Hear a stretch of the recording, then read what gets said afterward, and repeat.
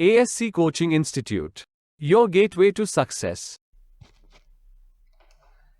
Hello दोस्तों, तो आज हम बात करने वाले हैं प्रेजेंट सिंपल टेंस की। पिछली वीडियो में हमने देखा था प्रेजेंट सिंपल टेंस के अफर्मेटिव सेंटेंसेस यानी पॉजिटिव सेंटेंसेस। छोटा सा रिकैप में जल्दी से आपको बता देता हूँ। मैंने बताया था आपको कि दो तरीके के सब्जेक्ट्स होते हैं, प्लूरल सब्जेक्ट और सिंगुलर सब्जेक्ट। प्लूरल सब्जेक्ट में हमने बात की थी आई यू वी दे की। जैसे मैं इंग्लिश बोलता हूँ, आई स्पीक इंग्लिश, ठीक है। तुम बाजार जाते हो, you go to the market, you go to the market, ठीक है। हम इंग्लिश सीखते हैं, वी लर्न ग्रामर। चलिए ग्रामर कर लेते हैं, वी लर्न, हम ग्रामर सीखते हैं। ये बात हुई थी हमारी प्लूरल सब्जेक्ट्स की, I you we they, my brothers, my friends, your brothers, your friends, your parents. देखिए अगर मदर और ये फादर है तो वो सिंगुलर में काउंट होगा, लेकिन जब हम उनको पेरेंट्स बोलते हैं तो वो प्लूरल हो जाता है। इसी तरीके से सिंगुलर, सिंगुलर में क्या था कि my sister teaches in a school. मेरी जो सिस्टर है वो स्कूल में पढ़ाती है, मेरी सिस्टर स्कूल में पढ़ाती है। My sister teachers in a school. तुम्हारे पापा सुबह 6 बजे उठते हैं। योर फादर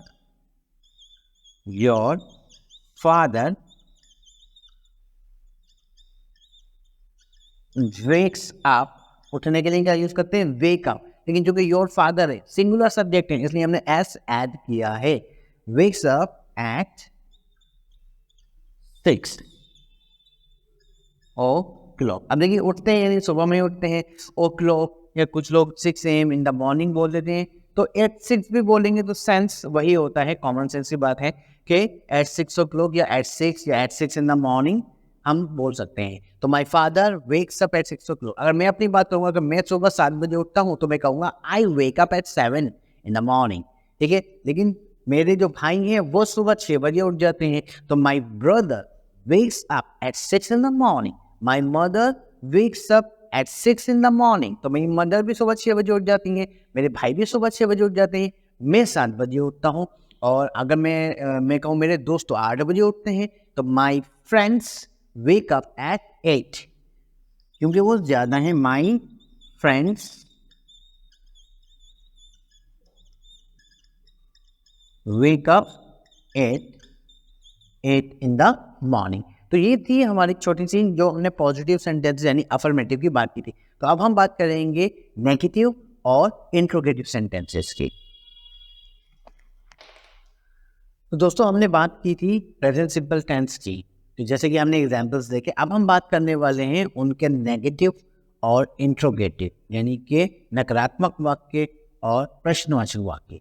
देखिए जब हम कोई सेंटेंस बोलते हैं तो जाहिर सी बात है उसे हम मना भी कर सकते हैं या उसमें हम सवाल भी पूछ सकते हैं। जैसे मैंने कहा कि मैं इंग्लिश बोलता हूँ, आई स्पीक इंग्लिश। मैं इंग्लिश पढ़ाता हूँ, आई टीच इंग्लिश। तो मैं कह सकता हूँ मैं इंग्लिश नहीं बोलता हूँ। मैं क्या कोई मुझसे सवाल पूछ सकता है, क्या आप इंग्लिश पढ़ाते हैं, ठीक है। मैं आपसे पूछ सकता हूँ क्या आप मैथ पढ़ाते हैं। तो जब हम इस तरीके की बात करते हैं तो हमारा जो फॉर्मूला था, हमारा फॉर्मूला क्या था, सब्जेक्ट, वर्ब और ऑब्जेक्ट। ये हमारा सिंपल फॉर्मूला था। जैसे मैंने बोला था कि मैं इंग्लिश पढ़ाता हूँ, आई टीच इंग्लिश। और कोई कहेगा मैं इंग्लिश बोलता हूं तो वो कहेगा आई स्पीक इंग्लिश। अब जब हम बात करते हैं एक यूनिवर्सल फार्मूला, जो भी सेंटेंस बोला जाता है उसके लिए एक यूनिवर्सल फार्मूला है, चाहे कोई भी टेंस हो, चाहे वो प्रेजेंट का टेंस हो, चाहे वो पास्ट का टेंस हो, चाहे वो फ्यूचर का टेंस हो। उसके लिए जो फार्मूला अप्लाई होता है वो होता है subject, helping verb, main verb और ऑब्जेक्ट। अब आप कहेंगे इसमें हेल्पिंग वर्ब कहाँ से आ गया। देखिए हेल्पिंग वर्ब जितने भी इज, एम, आर, वॉज, वर, मैं आपको बता देता हूं हेल्पिंग वर्ब कौन से होते हैं।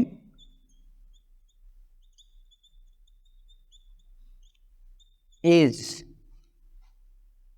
एम, आर, जो प्रेजेंट टेंस के हैं पहले बता रहा हूं, हैज, हैव, उसके बाद वॉज, वर, हैड, ये पास्ट के हैं, और फ्यूचर के विल, शैल। यहाँ पर डू और डज भी हैं, डू डज भी हमारे हेल्पिंग वर्ब में यूज होते हैं प्रेजेंट सिंपल टेंस में। तो ये जो है हमारी ये सारे हेल्पिंग वर्ब है, और भी बहुत सारे होते हैं जैसे कैन, कुड, मे, ये सारे भी हमारे हेल्पिंग वर्ब्स कहलाते हैं। तो हेल्पिंग वर्ब ये सारे होते हैं। तो प्रेजेंट अगर हम टेंस में यूज करें, जैसे let's suppose is, am, are हैं जो प्रेजेंट कॉन्टिन्यूअस में यूज होते हैं, जैसे I am teaching English, you are watching movies, has, have है जो हम प्रेजेंट परफेक्ट में यूज करेंगे, और डू डज है जो हम प्रेजेंट सिंपल टेंस में यूज करने वाले हैं। यूनिवर्सल फॉर्मूला होता है वो subject, helping verb, main verb और ऑब्जेक्ट होता है।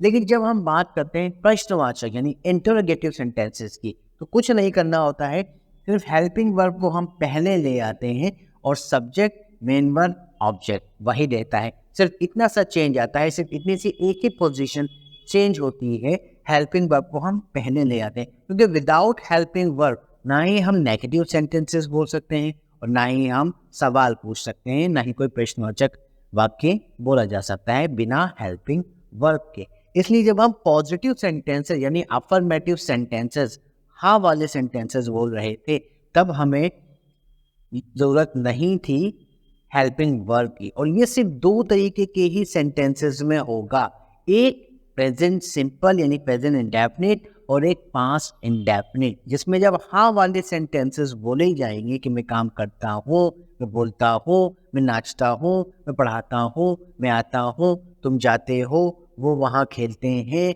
मेरे पापा स्कूल में पढ़ाते हैं, मेरी मम्मी खाना बनाती है, मेरे दोस्त दुबई में रहते हैं, जब भी हम हाँ वाले सेंटेंसेस बोलेंगे तब हमें हेल्पिंग वर्ब की ज़रूरत नहीं होगी। ये सिर्फ प्रेजेंट सिंपल टेंस और पास्ट सिंपल टेंस जब हम पढ़ेंगे, सिर्फ इन्हीं दो सेंटेंसेस में ये चीज़ होती है। पास्ट सिंपल टेंस में हम वर्ब के सेकेंड फॉर्म को यूज़ करते हैं, वहाँ भी हाँ वाले सेंटेंसेस में हेल्पिंग वर्ब की ज़रूरत नहीं होती। लेकिन जब नेगेटिव और इंटरोगेटिव सेंटेंसेस बोले जाते हैं वहाँ हमें हेल्पिंग वर्ब की ज़रूरत होती है। तो अब हम समझते हैं negative sentences present simple tense यानी प्रेजेंट इंडेफिनिट टेंस के।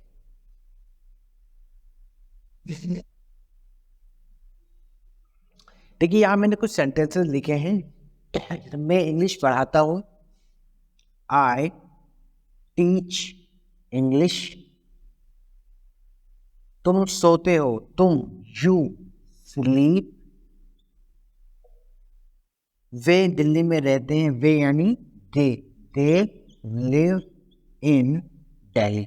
अब ये तो हो गए हमारे पॉजिटिव सेंटेंसेस। ऐसे ही सिंगुलर के लिए राम बाजार जाता है, तो राम जाने के लिए गो, लेकिन राम सिंगुलर है तो गोस टू द मार्केट। मेरी बहन खाना बनाती है, माय सिस्टर खाना बनाने के लिए कुक, लेकिन यहाँ पे सिस्टर एक है तो कुक्स, my sister कुक्स the food. Ramesh match देखता है, रमेश देखने के लिए वॉच, वॉचेस हो जाएगा, और क्रिकेट मैच।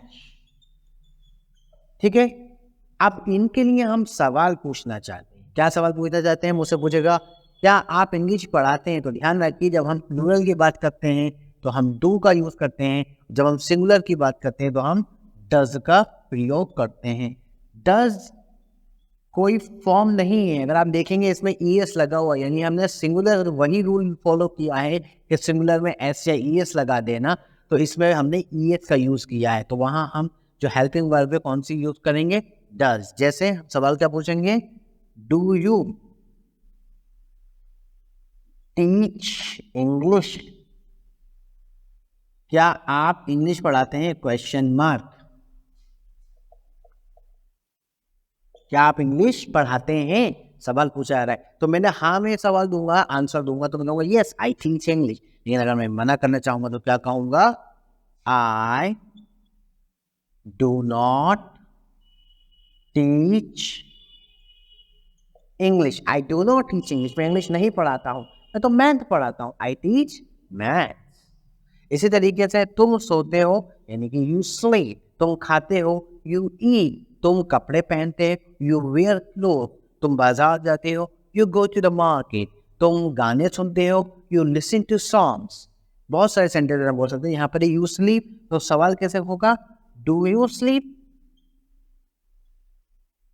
तो अगर मैं सोता हूं तो yes I sleep, I do sleep नहीं हो सकता। ध्यान रखिएगा, बहुत लोग ये गलती करते हैं कि डू को पॉजिटिव यानी कि हाँ वाले सेंटेंस में यूज करते हैं। यहाँ नहीं करना, जहां करना है वो अलग केस है, वो मैं आपको बाद में बताऊंगा। यहाँ यूज नहीं करना। Simple, I sleep, you sleep और आई डू नॉट स्लीप। तो ये जो है ये क्वेश्चन मार्क है। दे लिव इन दिल्ली, वो दिल्ली में रहते हैं। क्या वो दिल्ली में रहते हैं, do they live in Delhi, question mark.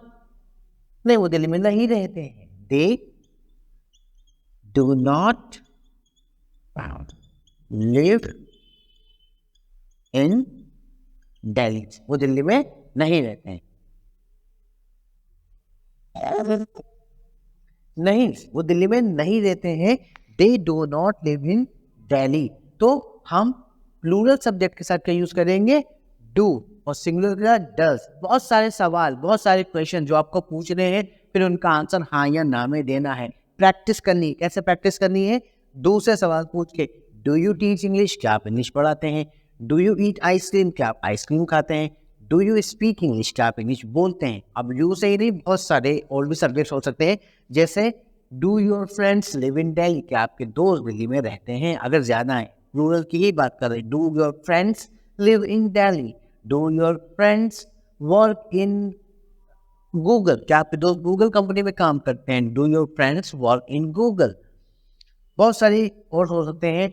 Do your brothers teach grammar, क्या आपके भाई ग्रामर पढ़ाते हैं। Do your sisters sing a song, क्या आपकी बहनें गाना गाती हैं, क्या आपके सिस्टर्स गाना गाती हैं। Parents, do your parents scold you, क्या आपके पेरेंट्स आपको डांटते हैं। स्कोल्ड का मीन्स डांटना। तो बहुत सारे सवाल हैं, बहुत सारी प्रैक्टिस हमें करनी है। यहाँ सिर्फ मैंने अभी 4 या 5 ही सेंटेंस लिखी, लेकिन आपको बहुत ज़्यादा सेंटेंसेस बोलकर प्रैक्टिस करनी है। कैसे प्रैक्टिस करनी है, पहला question, do you teach maths, सवाल आंसर क्या होगा, I teach maths, I do not teach maths, मैं मैथ्स पढ़ाता हूँ, मैं मैथ्स नहीं पढ़ाता हूँ। अरे पढ़ाते हैं या नहीं पढ़ाते वो इंपॉर्टेंट नहीं है, बोलना इंपॉर्टेंट है। बोल दीजिए, बोलने के लिए बहुत सारी चीज़ें बोलनी पड़ेंगी। Do they live in Delhi, कौन है वो, कौन है मुझे नहीं पता, लेकिन मैंने तो बस प्रैक्टिस करनी है, मुझे बोलना है। क्या वो दिल्ली में रहते हैं, हाँ वे दिल्ली में रहते हैं, दे लिव इन दिल्ली। और नहीं, वे दिल्ली में नहीं रहते हैं, they do not live in Delhi. Do your parents scold you, scold मतलब डांटना, डांट फटकार लगती है ना, कभी कभी पेरेंट्स डांटते हैं, ठीक है। क्या आपके पेरेंट्स आपको डांटते हैं, do your parents scold you. Yes my parents scold मी, मेरे पेरेंट्स मुझे डांटते हैं। नो, मेरे पेरेंट्स मुझे नहीं डांटते। My parents do not scold me. Do your friends help you, क्या आपके दोस्त आपकी हेल्प करते हैं, आपकी मदद करते हैं। Yes my friends help me. और नहीं करते, know my friends do not help me. तो बहुत सारे सेंटेंसेस को हमें प्रैक्टिस करना है। अब हम बात करते हैं सिंगुलर के। सिंगुलर के लिए क्या यूज होता है, डज।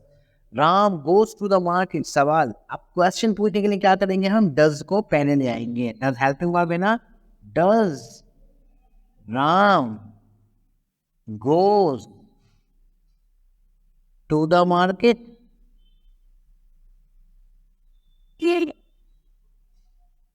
नहीं, यहाँ गड़बड़ है, यहाँ गोज नहीं आएगा, क्योंकि ये हमने ईएस पहले ही यूज किया है, इसलिए मेन वर्ब में ईएस नहीं आएगा। ऐसी गलती मत कीजिएगा, बहुत लोग ऐसी गलती करते हैं। Does Ram go to the market, तो सवाल था does Ram go to the market, क्या राम मार्केट जाते हैं, क्या राम मार्केट जाता है। हाँ, राम मार्केट जाता है, Ram goes to the market. लेकिन जब हम मना करेंगे नहीं जाता है, तो आप क्या कहेंगे, Ram does not go to the market, Ram market नहीं जाता है। मेरी बहन खाना बनाती है, my sister कुक्स the food, my sister कुक्स the food, क्या मेरी बहन खाना बनाती है, डज माई सिस्टर, अब ये कुक्स का कुक एस हट जाएगा, does my sister cook the food, और क्वेश्चन मार्क। या अगर मैं आपसे पूछूंगा क्या आपकी बहन खाना बनाती है, does your sister cook the food, क्या आपकी बहन खाना, तो आप कहेंगे हाँ मेरी बहन खाना बनाती है, माई सिस्टर कुक्स द फूड। नहीं, मेरी बहन खाना नहीं बनाती, मेरी तो मम्मी खाना बनाती है। My sister does not, my sister does not cook the food. My sister does not cook the food. मेरी तो मम्मी खाना बनाती है। My mother cooks the food. Right? Next, Ramesh cricket match देखता है या रमेश क्रिकेट मैच खेलता है। Ramesh watches a cricket match. Ramesh plays cricket. Ramesh अगर क्रिकेट खेलता है तो Ramesh plays cricket. Mohan plays cricket. Ajay plays cricket. नहीं खेलता है, क्या खेलता है? Does Ramesh watch a cricket match? क्या रमेश क्रिकेट मैच खेलता है? Does Ramesh does Ramesh watch a cricket match? Yes, Ramesh watches a cricket match. No, Ramesh does not watch a cricket match. Ramesh does not watch a cricket match. कोई भी sentence हो सकता है। Does Ramesh eat burger? क्या Ramesh burger खाता है?